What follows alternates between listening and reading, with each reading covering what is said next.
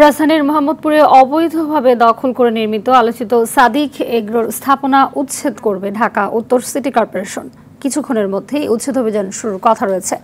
নগর ভবনের এক চিঠিতে বিষয়টি নিশ্চিত করা হয়েছে। চিঠিতে বলা হয়, ঢাকা উত্তর সিটির আওতাধীন অঞ্চল 5-এর অন্তর্ভুক্ত মোহাম্মদপুরের বেড়িবাঁধ সংলগ্ন আশপাশের অবৈধ স্থাপনা সহ খাল ও সড়কের জায়গার উপর সাদিক এগ্রো লিমিটেডের নির্মিত অবৈধ স্থাপনা উচ্ছেদ করা হবে।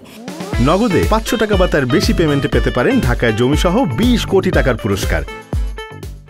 এজন্য 3 প্লাটুন পুলিশ ফোর্স ও 1 প্লাটুন নারী পুলিশ ফোর্স চাওয়া হয়। অভিযোগ রয়েছে, সাদিক এগ্রো রামচন্দ্রপুর খালের জায়গা ভরাট করে খামার করেছে। রাস্তার জায়গায় বেড়া দিয়ে গরুর অবৈধ হাট বসিয়েছিল।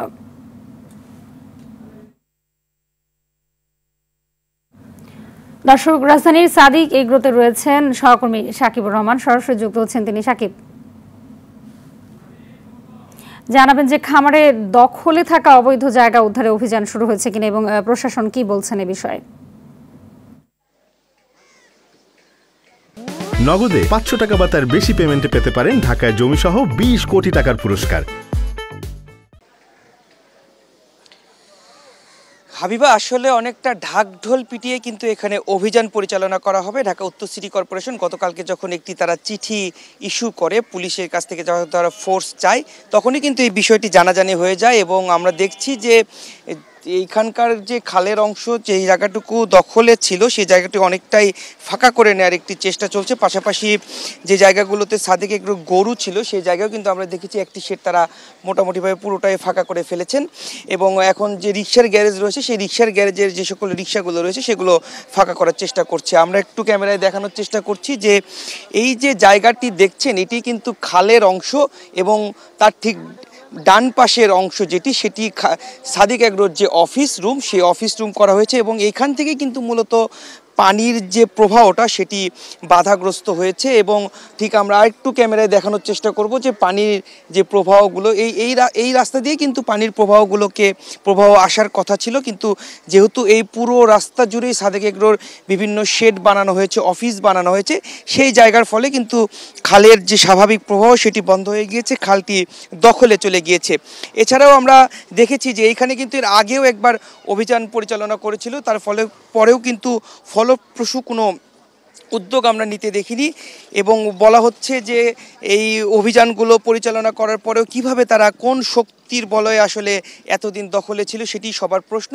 আরেকটি বিষয়, যে রাস্তাটি এখন দেখতে পাচ্ছেন ক্যামেরায় এবং বাঁশের যে বেড়াগুলো দেখা যাচ্ছে, এই জায়গাটিতেই কিন্তু মূলত পুরো ঈদের সময়টুকুই কিন্তু এখানে ছাউনি দিয়ে ঢাকানো ছিল এবং পুরো জায়গাটি তিনি দখলে রেখেছিলেন এবং এখানে তার যে গরুগুলো রয়েছে সেগুলোকে এখানে বেঁধে রাখতেন, এখানে বিক্রি করেছেন, অনেকটাই বলা যায় হাটের মতো করে তিনি এখানে বিক্রি করেছেন।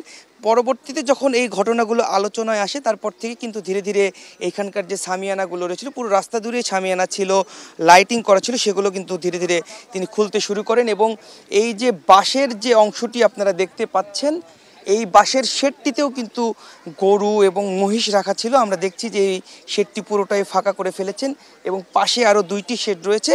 তাদের যে কার্যক্রম দেখা যাচ্ছে তাতে বোঝা যাচ্ছে যে এখান থেকেও তারা তাদের যে পশুগুলো রয়েছে সেগুলি তারা অভিযানের আগেই সরানোর চেষ্টা করবেন, বা যেহেতু গণমাধ্যম কর্মীরা এখানে চলে এসেছেন সেক্ষেত্রে হয়তো বা এই পশুগুলো তারা নাও সরাতে পারেন।